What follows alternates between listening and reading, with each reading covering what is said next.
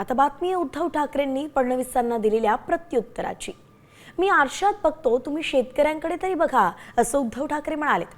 ठाकरेंच्या छत्रपती संभाजीनगरातल्या हंबरडा मोर्चावरून मुख्यमंत्री फडणवीसांनी आरसा बघितल्यास असे मोर्चे काढणार नाही अशी टीका केली होती आणि त्यावरच उद्धव ठाकरेंनी हे प्रत्युत्तर दिले।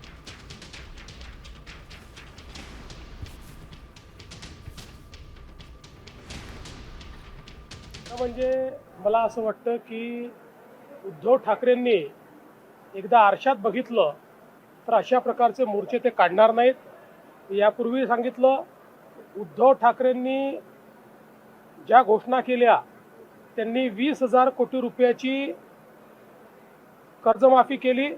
त्याच्या 3 वर्ष आधी आम्हीही 20,000 कोटी रुपयाची कर्जमाफी केली। त्यामुळे त्यांनी काही फार मोठं केलं असं नाही।